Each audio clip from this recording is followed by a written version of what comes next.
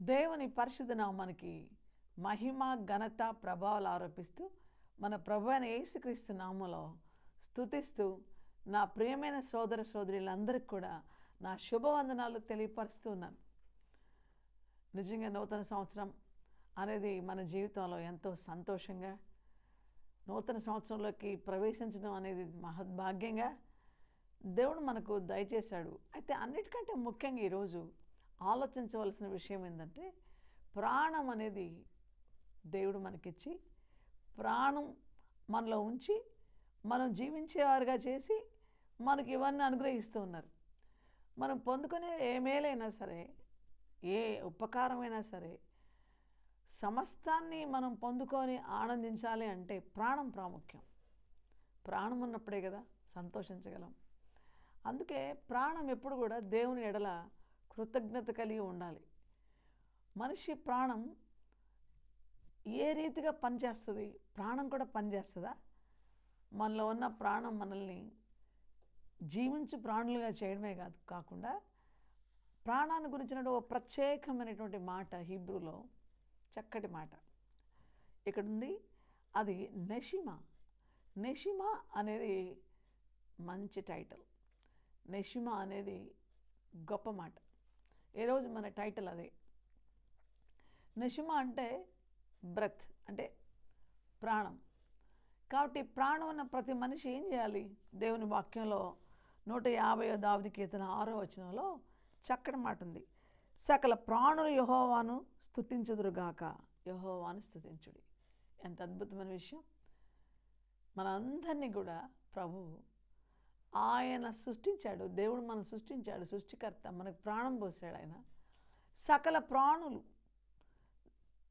ప్రాణం ఇచ్చినవాడు దేవుడే. కాబట్టి సకల ప్రాణులు యెహోవాను స్తుతించాలి, దేవుని స్తుతించాలి. స్తుతించేటువంటి స్థితి ఎంతో గొప్పది, కృతజ్ఞతతో కూడింది. అయితే దావీదుకి ఒక అద్భుతమైన ఆలోచన వచ్చింది.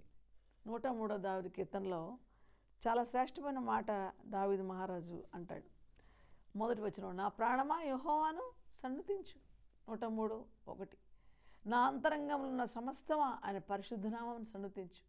నా ప్రాణమా యెహోవాను సన్నుతించు. ఆయన చేసిన ఉపకారములలో దేనిని మరువకుము. వావ్, ఎంత మంచి మాట!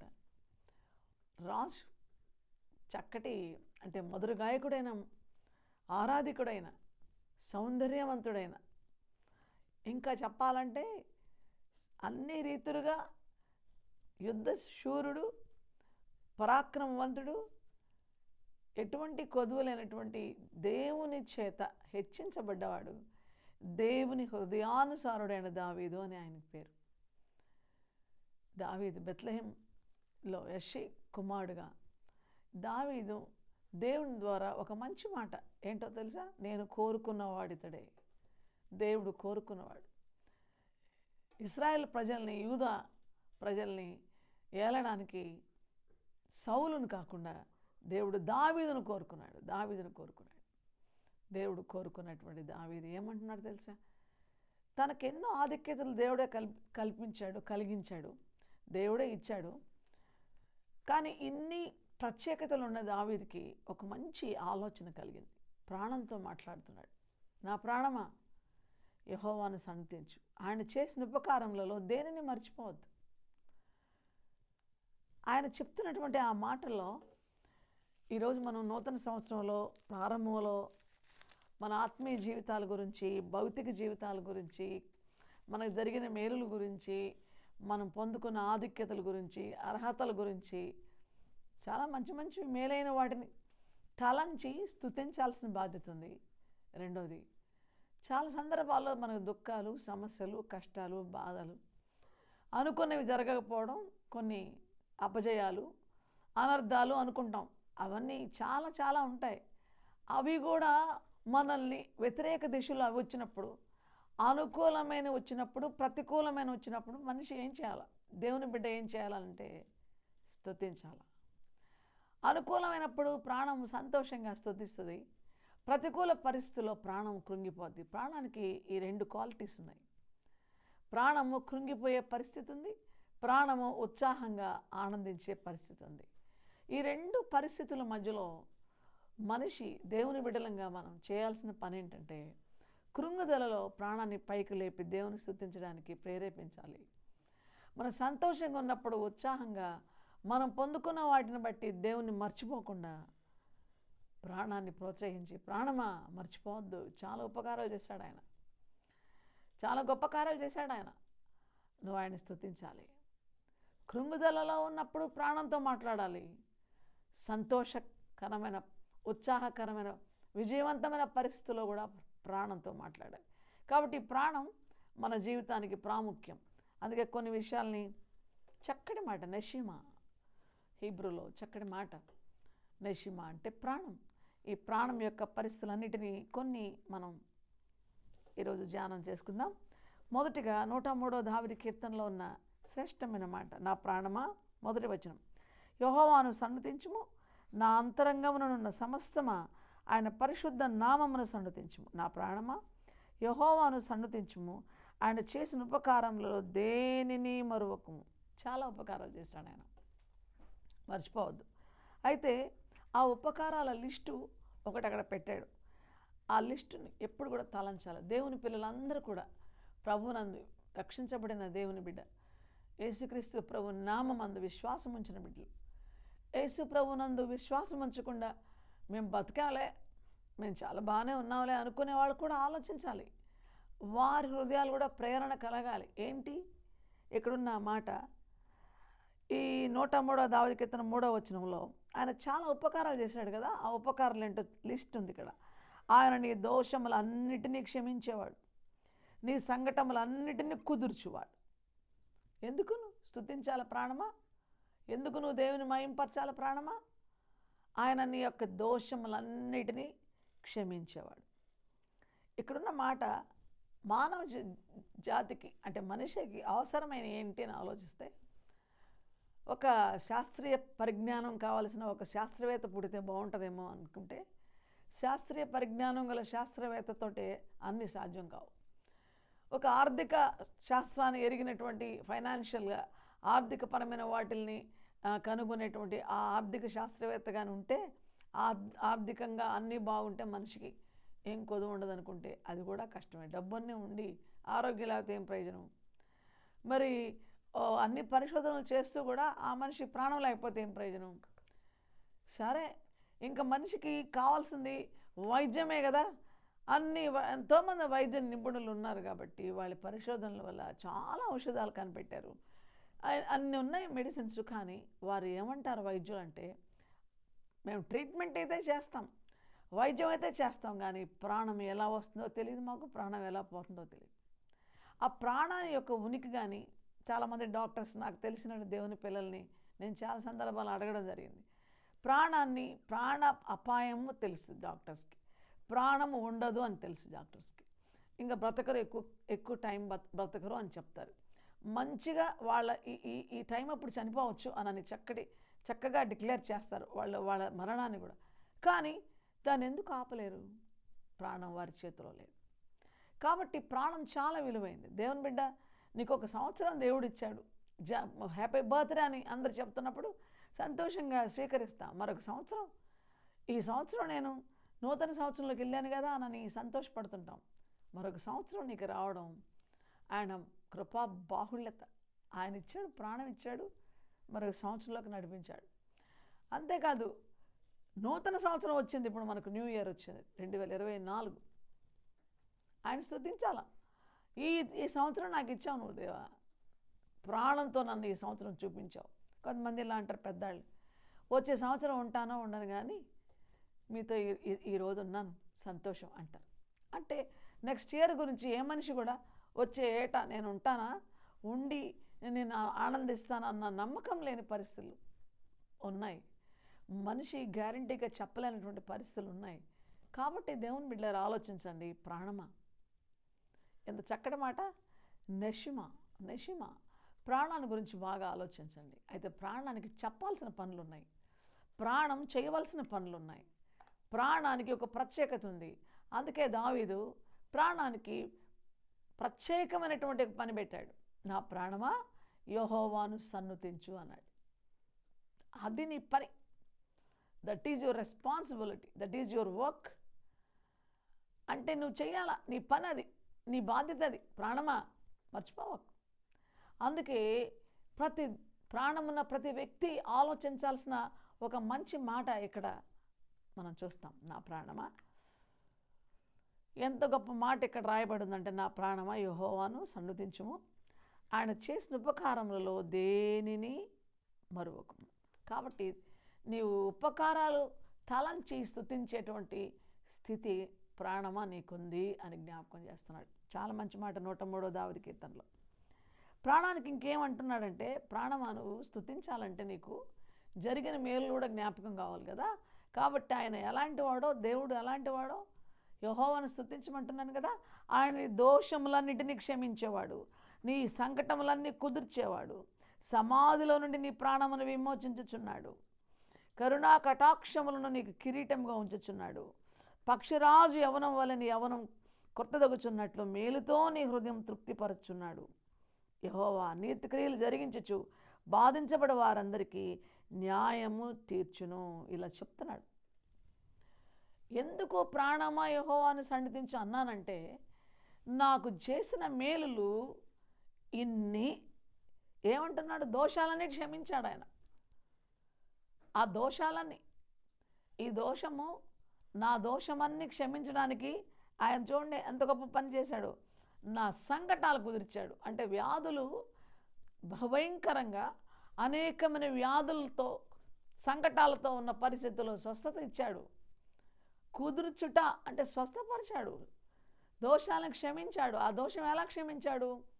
యెషయా 53వ అధ్యాయంలో యేసుక్రీస్తు ప్రభువారు నిజంగా ఈ దినాన మనం ఆయన మహింపరచడానికి దేవుడు మన పట్ల చేసిన గొప్ప కార్యం అనేది యెషయా 53వ అధ్యాయంలో ఉంది. ఆయన ఎలాగా మన దోషాలని క్షమించాడు, మన సంకటములను, మన వ్యాధులను, మన రోగములను ఎలా కుదిర్చాడు.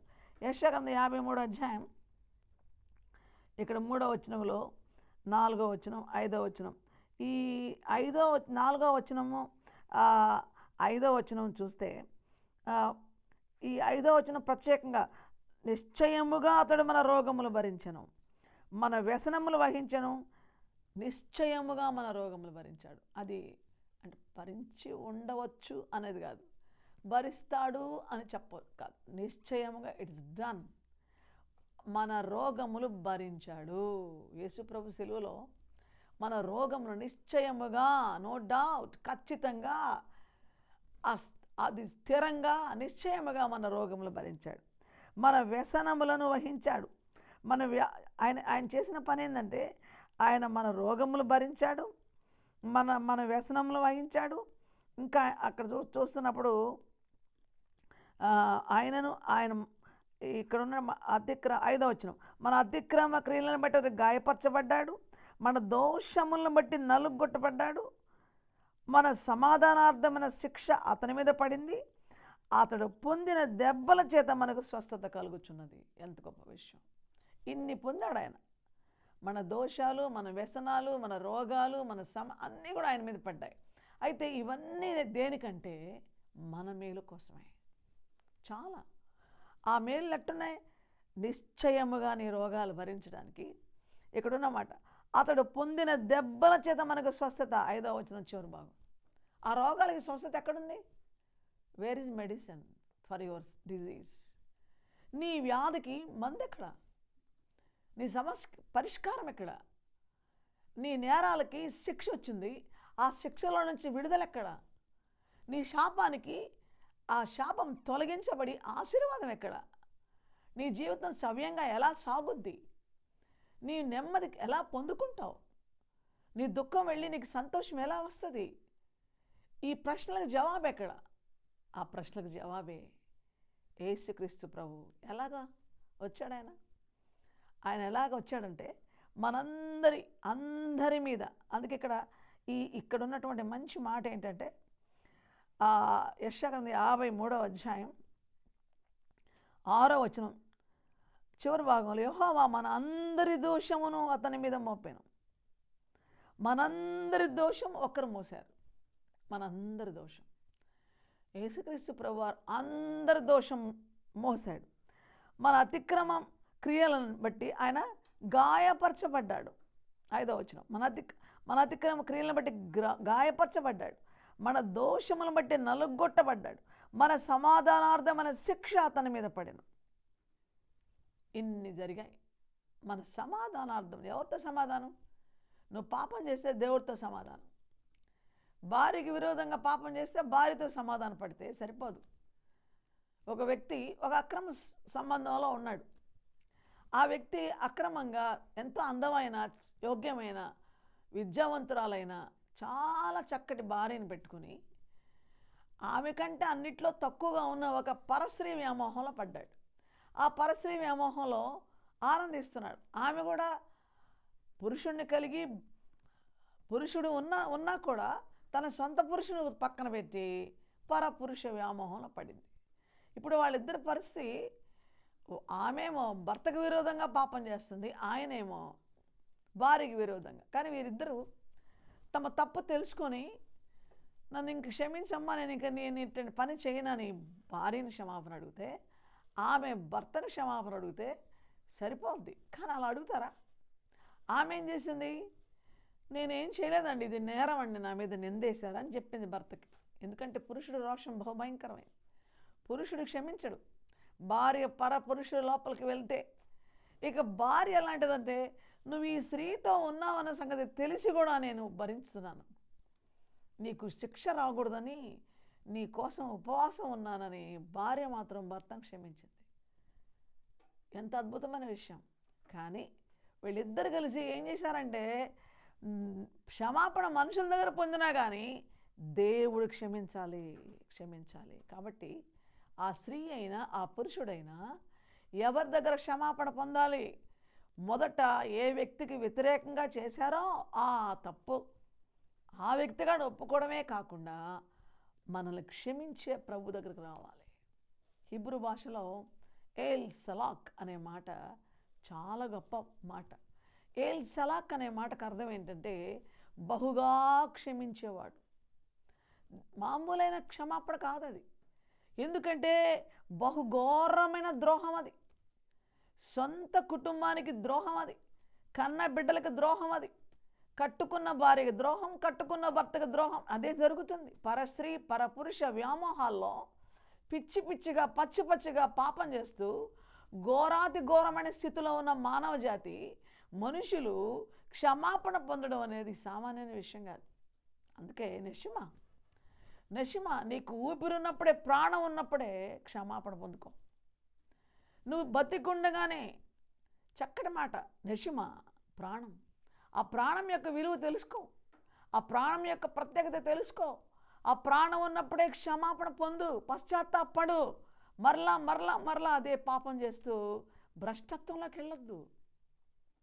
అందుకే దేవుడు అంటున్నాడు చాలా మంచి మాట, ఆయన మన దోషములని, చక్కటి మాట. ఇక్కడ ఉన్నటువంటి మంచి మాట ఏంటంటే యెషయా 53:5లో మన అతిక్రమ క్రియలను బట్టి అతడు గాయపరచబడిన. అతిక్రమించాడు భర్త, అతిక్రమించింది భార్య, అతిక్రమించారు పిల్లలు. అతిక్రమము అనేది అది క్రమాన్ని, ఆ హద్దుని, ఆ ఆజ్ఞని మీరినప్పుడు, ఆజ్ఞ అతిక్రమమే పాపం. ఆ పాపం వల్ల వచ్చు జీతం మరణం.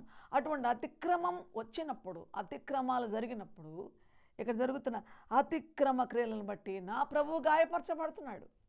నువ్వు అతిక్రమిస్తుంటే, నేను అతిక్రమిస్తుంటే, మనం అతిక్రమిస్తుంటే, మన అతిక్రమ క్రియలు ఏం చేస్తున్నాయంటే ఆయన గాయం చేస్తున్నాయి.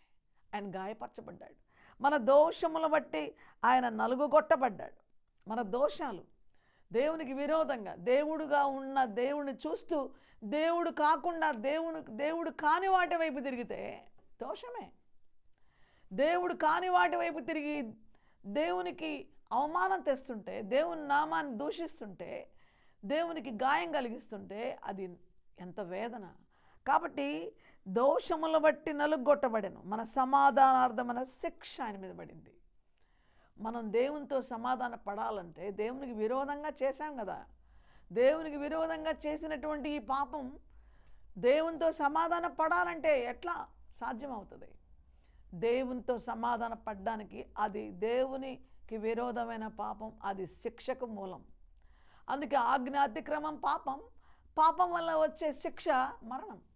ఆ మరణంలో నుంచి బయటికి రావాలంటే ఎవరైనా ఆ మరణ శిక్షని తొలగించడానికి వాళ్ళే ఆ మరణ శిక్షకి గురి అవ్వాలి. ఈ దెబ్బలు నేను తింటాను, ఈ మరణం నేను అనుభవిస్తాను, ఈ వ్యక్తికి పడే శిక్ష నా మీద వేయండి, నేను ఈ వ్యక్తి స్థానంలో ఆ శిక్షను అనుభవిస్తాను, ఆ వ్యక్తికి విడుదల ఇవ్వండి ఎవరైతే వస్తారో అప్పుడు దాకా ఆ శిక్ష మన మీద నుంచి పోదు. అందుకే యేసు ప్రభువారు ప్రాణాన్ని ఇచ్చేశాడు. ఈ ప్రాణాన్ని విడిపించడానికి, మనల్ని బ్రతికి ఉంచడానికి. మరణ శిక్ష ప్రాణము తీసే అంత, ప్రాణము ఉండకుండా చేసే అంత భయంకరమైన శిక్ష నుంచి, ఆ భయంకర పరిస్థితి నుంచి మనల్ని విడిపించడానికి ఆయన తన ప్రాణం ఇచ్చాడు. కాబట్టి దేవుని బిడ్డలారా, కొన్ని అద్భుతమైన సత్యాలు ఇక్కడ లేఖన భాగాలు ఉన్నాయి. మనకి ప్రాణం ఇచ్చి విడిపించిన యేసు ప్రభువారు మనల్ని ప్రాణప్రదంగా ప్రేమించిన దేవుడు. అయితే దేవుని పిల్లలు ఇటువంటి దేవుణ్ణి స్తుతించడానికి మరి దావీదు కూడా ఆలోచించి ఏమన్నాడంటే, ప్రాణమా 103వ దావీదు కీర్తనలో, నా ప్రాణమా యెహోవాను సన్నతించు, ఆయన చేసిన ఉపకారంలో దేన్ని మర్చిపోవద్దు, అండ్ నీ దోషములన్నిటిని క్షమించువాడు. అన్ని క్షమిస్తాడు ఆయన. నీ సంకటములంటే నీ వ్యాధులన్నిటినీ కుదుర్చువాడు. అసలు ఎంత చక్కటి మాటలు అక్కడ అన్నాడంటే, ఇవన్నీ ఎవరు చేస్తారు నీకు? దేవుడు చేస్తారు. ప్రాణమా, ఒకసారి ఆ ప్రాణాన్ని గురించినటువంటి ఆ విలువైనటువంటి మాటల్ని, అంటే ప్రాణం గొప్పది, ప్రాణము ప్రత్యేకమైంది, ప్రాణము అవసరమైంది, ప్రాణం లేకపోతే ప్రయోజనం లేదు కదా. ఆ వ్యక్తికి ఎంత సౌందర్య రాశి అయినా, ఎంత పరాక్రమవంతుడైనా, ఎంత విద్యావంతుడైనా, ఎంతటి ప్రత్యేకతలు ఉన్న వ్యక్తి అయినా ప్రాణం పోయిన తర్వాత బాడీ అండి, శవం అండి, దేహం, ఆ బాడీ తీసేశారా, ఆ శవాన్ని పూడ్చారా అంటారు. కానీ ఏమండి అని పిలవడం కానీ, వాళ్ళని గారు అని సన్మానించడం కానీ, వాళ్ళు గొప్పవాళ్ళని చెప్పడానికి విలువ లేనంతగా ఆ శరీరము శవమైపోతుంది. ఆ శరీరానికి, ఆ వ్యక్తికి ప్రాణం ఉన్నప్పుడే విలువ ఉంటుంది. కాబట్టి ఇక్కడున్న మాట చక్కగా ఆ ప్రాణాన్ని గురించి మాట్లాడుతూ 4వ వచనం, సమాధిలో నుండి నీ ప్రాణమును విమోచించుచున్నాడు, కరుణా కటాక్షములు నీకు కిరీటంగా ఉంచుచున్నాడు.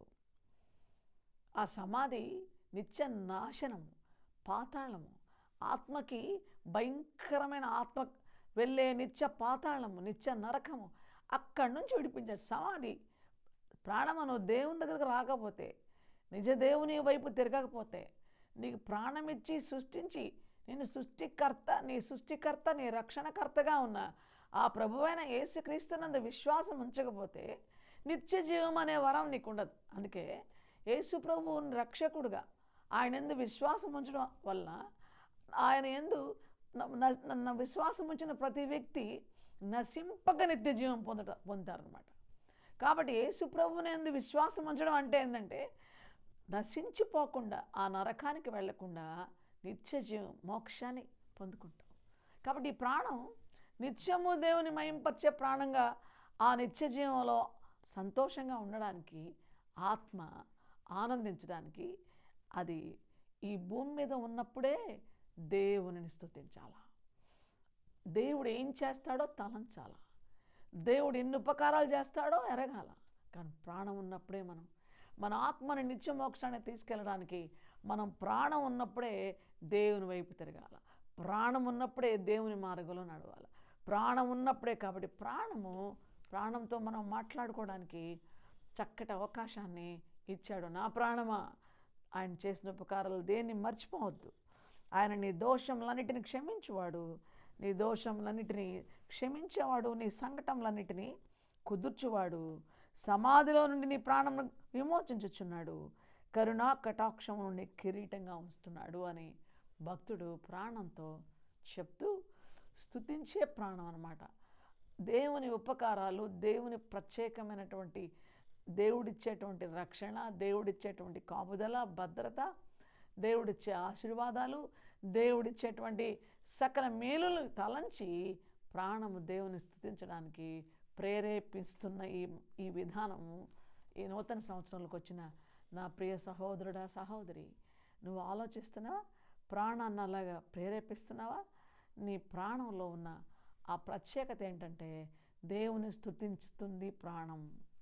స్తుతించగలిగే కెపాసిటీ, ఆ సామర్థ్యత ప్రాణానికి ఉంది అని మనం తలంచాలి. రెండవదిగా మనం ఆలోచిస్తే ప్రాణానికి మరొక క్వాలిటీ, ఎప్పుడు కూడా ఆ ప్రాణము కొన్ని సందర్భాల్లో సమస్యలు వచ్చినప్పుడు కొంతమంది మౌనంగా ఉండరు, చాలా గందరగోళం చేస్తూ ఉంటారు, చాలా బాధపడుతూ ఉంటారు. అందుకే ఇక్కడ ఉన్నటువంటి మంచి మాట 62వ దావీదు కీర్తన 2వ వచనం.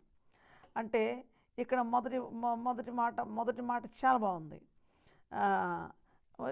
62వ దావీదు కీర్తన మొదటి మాట, నా ప్రాణము దేవుని నమ్ముకొని మౌనముగా ఉన్నది, ఆయన వల్ల నాకు రక్షణ కలుగును. ఆయనే నా ఆశ్రయము, దుర్గము, ఆయనే నా రక్షణకర్త, ఎత్తైన నా కోట, ఆయనే, నేను అంతగా కదిలించబడను. ఎన్నాళ్ళు మీరు ఒకని పైబడుదురు, ఒరుగుచున్న గోడను పడద్రోయి కంచెను ఒకడు పడద్రోయినట్లు మీరందరూ ఎన్నాళ్ళు ఒకని పడద్రోయ చూచుదురు. అతను ఔన్నత్యం నుండి అతని పడద్రోయిటికే వారు ఆలోచించుదురు. ఇవన్నీ ఆలోచిస్తే 62వ దావీదు కీర్తన 1, 2, 3 వచనాల్లో ఈ వ్యక్తిని పడద్రోయాలా, ఈ వ్యక్తి కింద పడిపోవాలా, ఓడిపోవాలా, ఇతను పైకి రాకూడదు, ఇతని స్థితిగతులు మంచిగా ఉండకూడదని చుట్టుపక్కల ఉన్న వాళ్ళు ఆ వ్యక్తికి వ్యతిరేకంగా ఉన్న వాళ్ళు తలస్తున్నారు. కానీ ఈ ప్లాన్స్ అన్నీ కనబడుతున్నాయి ఈ వ్యక్తికి. ఇప్పుడు ప్రాణంలో గందరగోళం అవుతుంది. ఇటువంటి టైంలో ఎంతమంది వ్యతిరేకంగా ఉన్నా ఈ చక్కటి మాట, నా ప్రాణము దేవుని నమ్ముకొని మౌనంగా ఉంది. సహోదరుడా, ఈ సందర్భంలో చాలా ఉన్నాయి నీకు సహోదరి, చుట్టుపక్కల చాలా వ్యతిరేకతలు ఉన్నాయి, నీకు ఆవరించబడి ఉన్నాయి. అసలు నువ్వు తట్టుకోలేనంత పరిస్థితులు, అబ్బో ఎన్నెన్నో విషయాలు వినబడుతున్నాయి, అవన్నీ నీకు వ్యతిరేకంగానే ఉన్నాయి. కానీ ఈ వచన భాగాన్ని ఒకసారి చూడు. నీ ప్రాణము దేవుని నమ్ముకుంటే, యేసు ప్రభువునందు విశ్వాసం వస్తే ఎలా ఉండాలి తెలుసా? దేవుని నమ్ముకొని మౌనముగా ఉన్నది. Keep quiet. దిగులు పడవాక, దుఃఖపడవాక, కేకలేవాక. లోపల మనిషికి బాధ ఉంటే ఇంకొకరిని నిష్ఠూరంగా మాట్లాడుతూ ఉంటారు. బాధ ఉంటే వాళ్ళ మీద వీళ్ళ మీద అంటే ప్రత్యక్షం కాకుండా పరోక్షంగా దూషిస్తుంటారు. ఆ కుక్కకి కాళ్ళు ఎప్పుడు ఇరిగిపోతాయో, ఆ కుక్క కాళ్ళు ఇరుగుతాయా ఆంటీ అని అడిగితే, కాదమ్మా కుక్క అంతేలే, ఈ కుక్కని తిడుతుంది ఏంది అంటేనే ఒకరోజు అసలు ఆ సంగతి అడగడం తెలుసుకోవాలనిపించింది. అంటే కుక్క అంటే ఆ ఇంట్లో బయట ఉండే కుక్క కాదు, అది మంచిదే, కుక్క అని పక్కింటి వాళ్ళు తిడుతున్నానింది ఆవిడ. అమ్మో, పక్కింటి వ్యక్తిని కుక్క మీద పెట్టి తిట్టడం అనేది ఏం బాగుంటుంది? ఇది మనిషిలో ఉన్న బలహీనత. కానీ నా ప్రాణం మౌనంగా ఉంది, తెలుసు నాకు నా దేవుడు న్యాయం తీరుస్తాడు. ఇంత వ్యతిరేకత మధ్యలో, బలహీనతల మధ్యలో, నేరాల మధ్యలో, నిందల మధ్యలో, అవమానాల మధ్యలో, మనుషులు రాళ్ళు వేస్తున్నప్పుడు, మనుషులు బహిరంగంగా మోసం చేస్తున్నప్పుడు, కావాలని రావలసిన వాటిని రానీయకుండా చేస్తున్నప్పుడు, నీ వెనక గుంటలు దవ్వుతున్నప్పుడు, నువ్వు ఎక్కవలసిన వ్యక్తిని ఎక్కనీయకుండా తొక్కి వేస్తున్నప్పుడు, ఆల్ దీస్ థింగ్స్ ఇవన్నీ చేస్తున్నప్పుడు నీ ప్రాణం గందరగోళం అయిపోతూ ఉంటుంది. ఏం చేయాలో తెలుసు? ప్రభువా నీ కోసం కనిపెడుతున్నాను మౌనంగా. ఎందుకంటే న్యాయం తెచ్చేవాడున్నాడు, ఆశ్చర్యకార్యాలు జరిగించేవాడున్నాడు, వారి నోళ్ళు ముయిపించేవాడున్నాడు. వాళ్ళు నీకు విరోధంగా రూపించబడి ఆయుధం వర్ధిల్లదు అనేది ఒక వాగ్దానం, అద్భుతమైన వాగ్దానం. అంటే నీకు విరోధంగా గుంపు కూడేవారు నీ పక్షవారు అవుతారు. యెషయా 54వ అధ్యాయంలో అద్భుతమైన వాగ్దానాలు ఉన్నాయి, మీరు చదువుకోండి. చాలా శ్రేష్టమైన మాటలు ఉన్నాయి. దేవుని బిడ్డలారా ఆలోచించండి.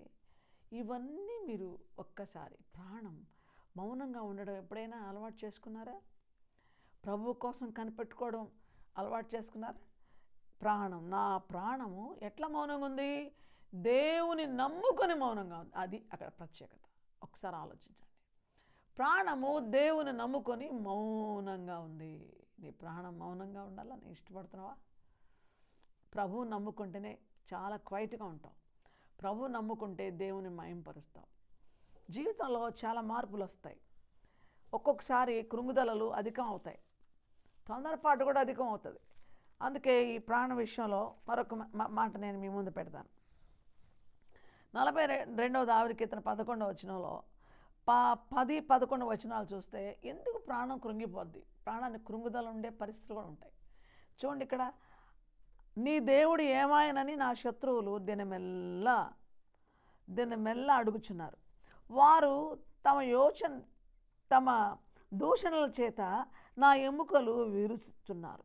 నా ప్రాణమా, నీవేళ కృంగి ఉన్నావు, నాలో నీవేళ తొందరపడుచున్నావు.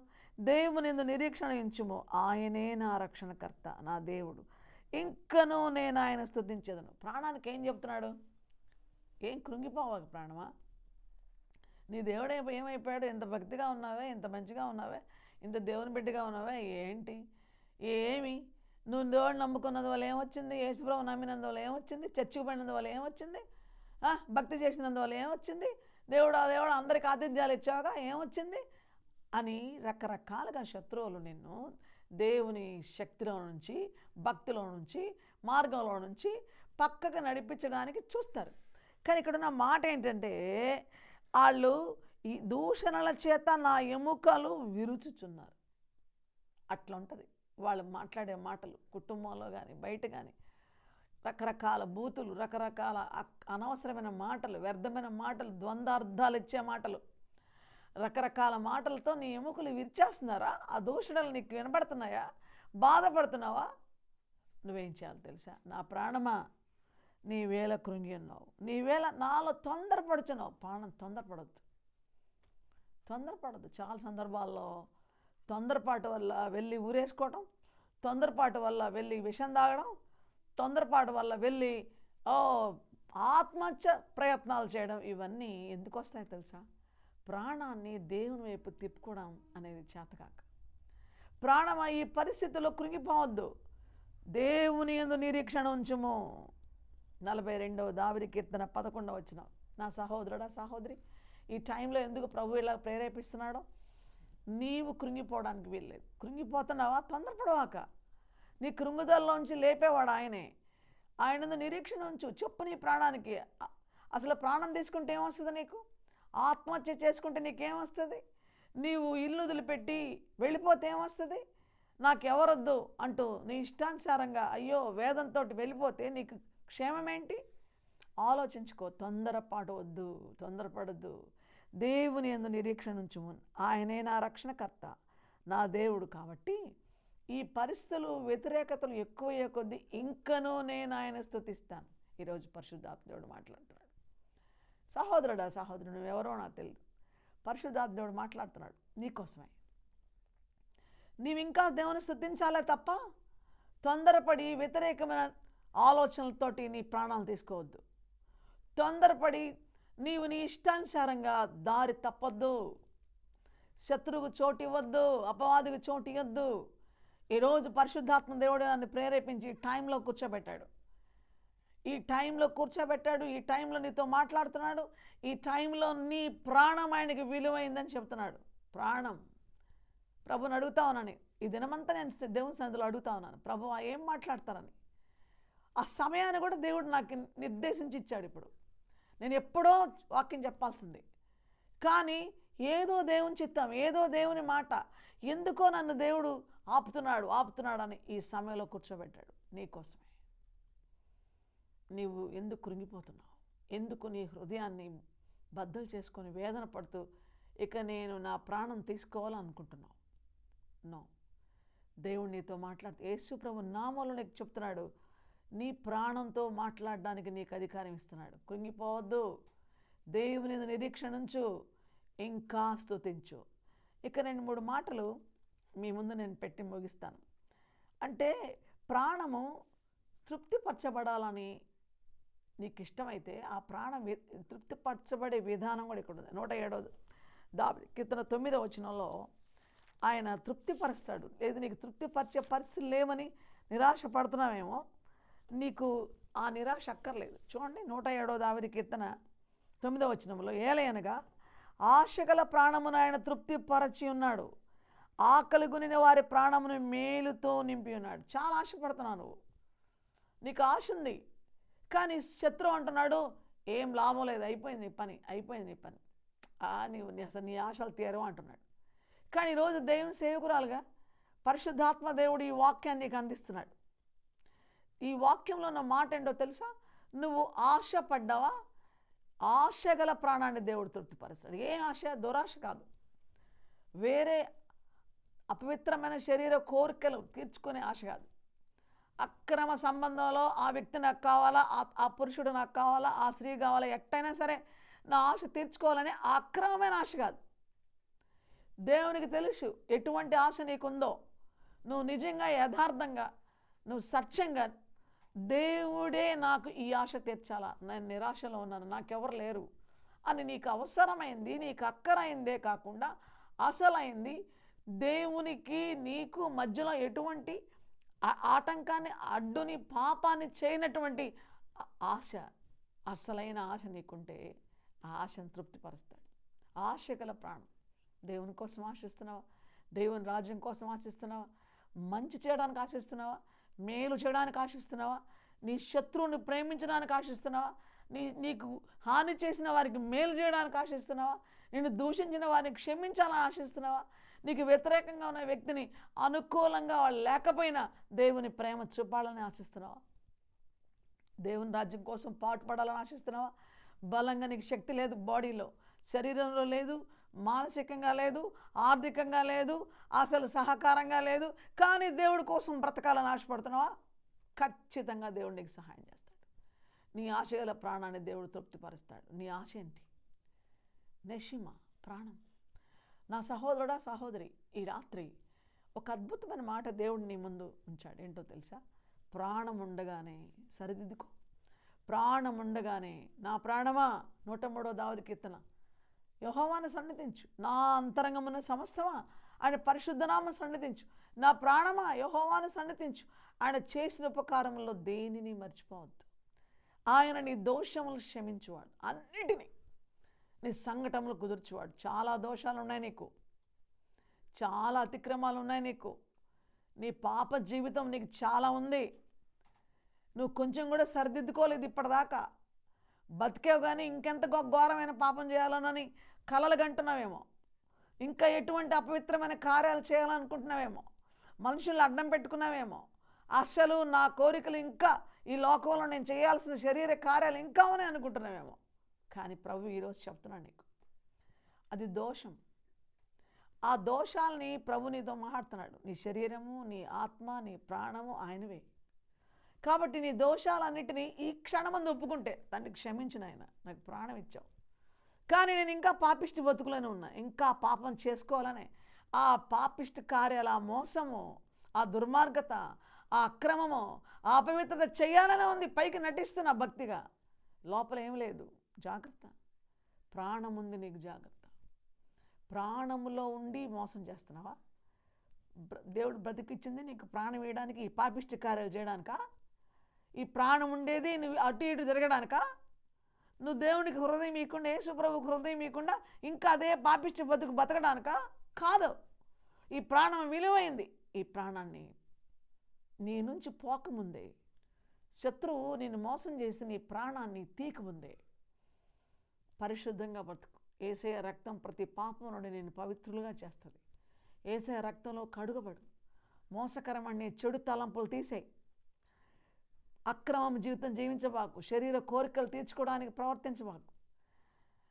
నీకు ఇంకా చూడండి, నా ప్రాణమా ఆయన చేసిన ఉపకారాలు దేని మర్చిపోవద్దని భక్తుడు 103వ దావీదు కీర్తనలు అంటే, మరొక వెర్రివాడు ఏమన్నాడంటే, నా ప్రాణమా తిను, తాగు, సుఖించు అన్నాడు. ప్రాణం తింటదా, తాగుతుందా, సుఖిస్తుందా? కానీ బ్రహ్మాండంగా తాగుదాం, బ్రహ్మాండంగా పార్టీ చేసుకుందాం, బ్రహ్మాండంగా ఎగురుదాం, ఆ తర్వాత మనకేమి తెలియనట్టుగా నటిద్దామని నీకు ఇష్టానుసారంగా తిని తాగి సుఖపడాలనుకుంటున్నావా? అది సుఖం కాదు. ఆ రాత్రి వెర్రివాడా, ఈ రాత్రి నీ ప్రాణాన్ని అడుగుతున్నారు. నీకు ప్రాణం ఉంది కాబట్టి తాగావు, ప్రాణం ఉంది కాబట్టి తిన్నావు, ప్రాణం ఉంది కాబట్టి ఇష్టం వచ్చిన వాళ్ళతో వ్యభిచారం చేసావు, జారత్వం చేసావు, అక్రమాలు చేసావు. కానీ ఈ రాత్రి నీ ప్రాణం అడుగుతున్నాడు. ఈ రాత్రి నీ ప్రాణం అడుగుతున్నాడు. ఏం చేస్తావు? ఏం చేస్తావు? నీ ప్రాణం ఉంటేనే కదా నువ్వు ఇంత పని చేస్తున్నావు. కాబట్టి ఆలోచించుకోండి. దేవుని వాక్యంలో ఈ మాటలు, ఈ సమయాన్ని పరిశుద్ధాత్మ దేవుడు, నేను త్వర కొన్ని మాటలు చదివి నేను ముగిస్తాను. వారి ప్రాణ విమోచన ధనము బహు గొప్పది, అది తీరక అట్లుండవలసినదే. అది దావీదు కీర్తన 49:9. దేవుడు మన ప్రాణ విమోచన ధనాన్ని సిలువలో బలి అయి మన ప్రాణ విమోచన ధనం ఉంది. ప్రాణం విమోచించబడాల. ప్రాణకున్న పాపపు కోరికలు తొలగిపోవాలి. ఏంటి, ఎలా అనుభవిద్దామా, ఎట్టా పాపం చేద్దామా, ఎట్లాగా వ్యతిరేకంగా బతుకుదామా, ఎట్లాగా శత్రువు మాట సాతానుడు అలాగా నిన్ను మోసం చేస్తే వానికి ఇష్టానుసారంగా నువ్వు ఉండకూడదు. నా ప్రాణమా, దేవుని వైపు తిరుగు. ఆయనే క్షమించేవాడు, ఆయనే భరించేవాడని ప్రభు వైపు తిరిగిన వ్యక్తికి ఒక గొప్ప విషయం ఏంటో తెలుసా? Good news. నీకు ప్రాణ విమోచన ధనం ఉంది. యేసు ప్రభు సిలువలో రక్తం కార్చాడు. సమయం ఎంతైనా పర్వాలేదు, నీ బతుకు చచ్చిపోతున్నావు జాగ్రత్త అని డాక్టర్ అంటాడు. 5 నిమిషాల్లో నేను బతికిస్తాను అన్నాడు. ఆ ఇంజక్షన్ వేస్తాడు, ఈ ఇంజక్షన్ వేస్తాడు, ఆ మాత్ర వేస్తాడు, ఈ మాత్ర వేస్తాడు. చివరికి గంటలు గంటలు గంటలు గంటలు ప్రయాస పెడితే కానీ నువ్వు బతకవు. దేవుని బిడ్డలారా, ఈరోజు మీతో కొంచెం సమయం ఎందుకు తీసుకున్నాడు తెలుసా? నీకు అవసరమైంది ఈ మాట. నేను అసలు ఇట్లాగా ప్రిపేర్ అయ్యి రాలేదు ఇక్కడికి. పరిశుద్ధాత్మ దేవుడు నన్ను స్వాధీనం చేసుకుని ఒక మైక్ పట్టుకుంటే ఎట్లానో ఆయనే నన్ను స్వాధీనం చేసుకుని మాట్లాడుతున్నాడు. ఎవరి కోసం మాట్లాడుతున్నాడో? నీ ప్రాణ విమోచన ధనం చాలా గొప్పది, అది తీరదు. కాబట్టి నువ్వు దాన్ని తీర్చే దేవుడి దగ్గర, యేసు ప్రభు దగ్గరికి నువ్వు వస్తే ఆయన, అంతేకాకుండా ఆయన ఆశగల ప్రాణం తృప్తిపరిచేవాడు. కాబట్టి నీ ఆశ తీర్చే దేవుడు, తీర్చని దేవుడు కాదు. ఇంకా చెప్పాలంటే నిన్ను ఈ దినాన అద్భుతంగా తన సారమైన దేవుని వాక్యం, ఇక్కడున్న మంచి మాట, యెషయా 55:2 ప్రాణము సారమైన దానిని సుఖింపనీయుడి. మీ సారమైన మీ ప్రాణానికి ఈ నిరాశ, ఈ నిస్పృహ, ఈ వేదన, ఈ బాధ అంతా ఎందుకో తెలుసా? సారమైంది లేదు. ఏంటి ఆ సారమైంది? దేవుని వాక్యం. యెషయా 55:2 మీ ప్రాణము సారమైన దానిని ఆ సారం ఏంటి? దేవుని వాక్యం. కాబట్టి ప్రార్థన చేసుకుందాం. అయితే టైంలో నేను మీకు ఒక చిన్ని మాట చెప్తాను. మరియ నిజంగా లోకాసువార్త 1:46 మరియ అంటది, నా ప్రాణము దేవుని ఘనపరుస్తుంది అంటది. యేసు ప్రభు వారు ఈ లోకానికి వచ్చే ముందు కన్య మరియ దేవుని ఘనపరుస్తూ, నా ప్రాణము నా దేవుని ఘనపరుస్తుంది. నిజంగా ఆమె ఒక గొప్ప కార్యం చేయబోతుంది. ఆమె శరీరాన్ని దేవునికి ఇవ్వబోతుంది. ఆమె గర్భంలో యేసు ప్రభు రక్షకుడుగా పుట్టబోతున్నాడు. ఆ రక్షకుడుగా పుట్టే ముందు కన్య మరియ హృదయంలో ఉన్న కృతజ్ఞత ఏంటో తెలుసా? తన ప్రాణం దేవుని ఘనపరుస్తుంది, స్తుతిస్తుంది. ఆ మాట చాలా అద్భుతమైన మాట. నా ప్రాణము ప్రభువుని ఘనపరుస్తుంది. ఒక గొప్ప విమోచకుడి లోకానికి రావడానికి ఒక మానవ మాతృరాల యొక్క ప్రాణాత్మ దేహాల్ని దేవునికిచ్చి ఘనత, మహిమ ప్రభువు చెల్లించినప్పుడు కన్య మరియ గర్భంలో నుంచి రక్షకుడు పుట్టాడు. ఈరోజు నీ జీవితము, నా జీవితం, మన జీవితం దేవునికి మహిమకరంగా, ఆయనకు సాధనాలుగా, ఆయన సాక్షులుగా ఉండాలంటే మనం ఆయన్ని మహింపరచాలా, మన ప్రాణం ఆయన్ని స్తుతించాలా, ఆయన ఘనపరచాలా, ఆయనకు సాక్షులుగా ఉండాలా, మన ప్రతి పాపం ఒప్పుకోవాలా, మనల్ని మనం ప్రభువుకి సమర్పించుకోవాలా. ఇంకా ఈ చివరిగా నేను మీ ముందు పెట్టే మాట ఏంటంటే, ఒకడు లోకమంతా సంపాదించుకొని తన ప్రాణం పోగొట్టుకుంటే ప్రయోజనం ఏంటని మత్తయి సువార్త 16:26 ఉంది. ఇట్ట లోకమంతా సంపాదించుకొని ప్రాణం పోగొట్టుకుంటే ఏంటి? లూకా సువార్త 12:23 నా ప్రాణమా తిను తాగు సుఖించన్నాడు. ఆ రాత్రే వాడు మరణించాడు. కాబట్టి రాత్రి ఒకసారి మీ హృదయాలు తెరిచి, ప్రభువా, నా ప్రాణానికి కృతజ్ఞత లేదు, నా ప్రాణంలో దురాశ ఉంది, నా ప్రాణము నిరీక్షించడం లేదు, నా ప్రాణం కృంగిపోతుంది, నా ప్రాణం నిత్య మోక్షాన్ని గురించి అటువైపుకు తిరగడం లేదు, ఈ లోకపు పరిస్థితుల్లోనే ఉంది, నా ప్రాణంలో చాలా వ్యతిరేకత ఉంది, వేదన ఉంది, శ్రమ ఉంది, కష్టం ఉంది, దుఃఖం ఉంది. కానీ వీటన్నిటి నుంచి విడిపించేవాడు నీవే యేసు ప్రభువా. నువ్వే నీ ప్రాణాన్ని సిలువలో నాకు ఇచ్చావు, రక్తం కార్చావు, నన్ను కడిగి పవిత్రపరచడానికి ప్రాణమే ఇచ్చావు. కాబట్టి నిన్ను నా జీవితంలో స్వీకరిస్తాను, నీ రక్తంలో నా ప్రతి పాపాలు కడుక్కుంటాను, నీ బిడ్డగా ఉంటానని హృదయంలో నిన్ను నువ్వు సమర్పించుకొని ప్రభువుకు నీ హృదయం సమర్పించు. ప్రార్థన చేసుకుందాం. కళ్ళు మూసుకోండి. దేవా, ఈ సమయంలో నీ ప్రియబిడ్డలు ఈ రాత్రి తమ ప్రాణాన్ని గురించి, నశిమ ప్రాణమిచ్చిన దేవుని గురించి ఆలోచిస్తూ ఆ ప్రాణాన్ని తీసుకోవడానికి వారికి హక్కు లేదని తెలుసుకుని ఆ ప్రాణం ఇచ్చిన దేవునికే సమస్తం సమర్పించి వారి ప్రాణ బాధల నుంచి, వాళ్ళ సమస్యల నుంచి, కష్టం నుంచి, వేదనల నుంచి విడుదల చేసి, నిరాశ నిస్పృహ నుంచి విడుదల చేసి, నిర్జీవత్వం నుంచి విడుదల చేసి, ప్రభువా హృదయపూర్వకంగా నీ మేలులు తలంచి నువ్వు అద్భుతాలు చేసే దేవుడు కనుక వారు ఏ పరిస్థితిలో ఉన్నారో వారికి విడుదల, క్షేమము, ఆరోగ్యం, బలం, దీర్ఘాయుష్ ఇచ్చి వారి జీవిత కాలం నేను సేవించని కొరకు జీవించే బిడ్డలుగా చేయమని ఆశీర్వదించమని ఈ రాత్రి ఆ ప్రియ బిడ్డల పక్షాన మీరు కార్యం జరిగించి నడిపించమని తోడుగా ఉండమని యేసు ప్రభు నామములో ప్రార్థిస్తున్నాము తండ్రి. ఆమేన్, ఆమేన్. ప్రభు ఈ మాటలు దీవించుగాక. ప్రభు నామం మీ అందరికీ నా శుభవందనాలు. God bless you. థాంక్యూ.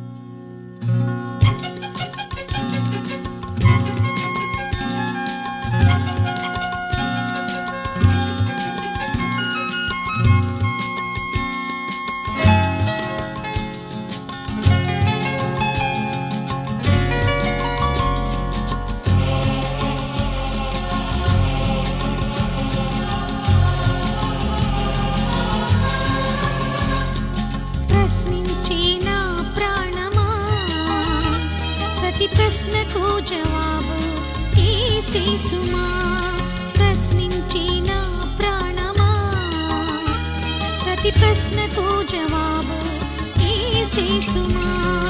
కలత చెందనేలా, కృంగిపోవనేలా, కలత చెందనేలా, కృంగిపోవనేలా, నా దేవుని యందు నీవు నిరీక్షించుమా, నా రక్షణకర్తని సన్నుతించుమా, ప్రశ్నించిన ప్రాణమా.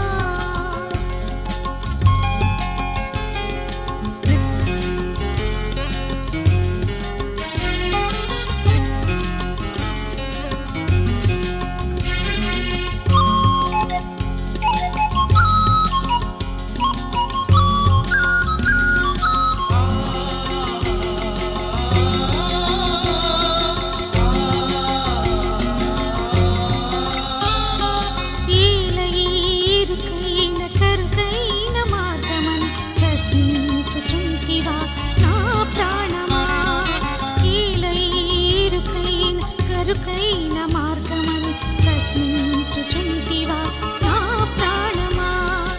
ఇరుకులో విశాలత కలుగచేయుట, కరుకైన దారిలు సరిచేసి నడుపుట, నా యేసునాథుని ప్రత్యేకత, నా యేసునాథుని ప్రత్యేకత. కలత చెందనేలా, కృంగిపోవనేలా, కలత చెందనేలా, కృంగిపోవనేలా, నా దేవుని యందు నీవు నిరీక్షించుమా, నా రక్షణకర్తని సన్నుతించుమా, ప్రశ్నించిన ప్రాణమా.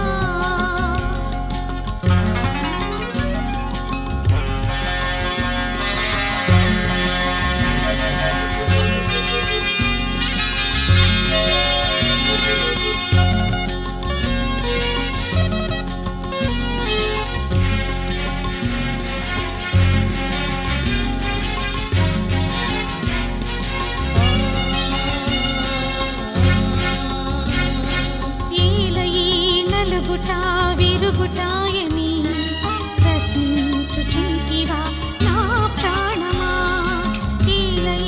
నలుగుట విరుగుటాయని ప్రశ్నించుచుంటివా నా ప్రాణమా.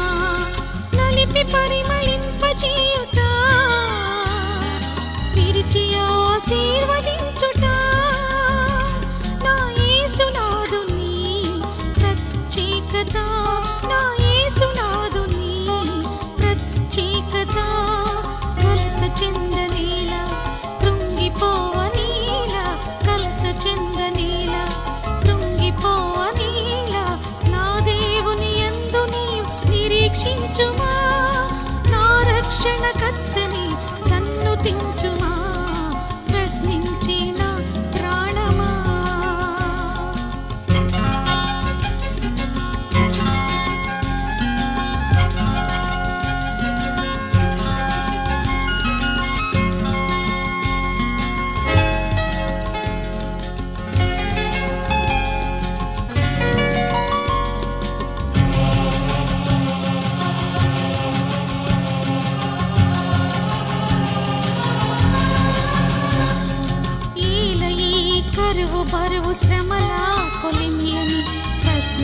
ప్రశ్నించుచుంటివా నా ప్రాణమా? ఏల ఈ కరువు బరువు శ్రమల కొలిమేని ప్రశ్నించుచుంటివా నా ప్రాణమా? కరువులో సమృద్ధినిచ్చుట, కొలిమిలో శుద్ధీకరించుట నా యేసునాథుని ప్రత్యేకత, నా యేసునాథుని ప్రత్యేకత. కలత చెందనేలా కృంగిపోవనేలా, కలత చెందనేలా కృంగిపోవనేలా, నా దేవుని యందు నీవు నిరీక్షించుమా, నా రక్షణకర్తని సన్నుతించుమా. ప్రశ్నించే నా ప్రాణమా, ప్రతి ప్రశ్నకు జవాబు యేసుమా. ప్రశ్నించే నా ప్రాణమా, ప్రతి ప్రశ్నకు జవాబు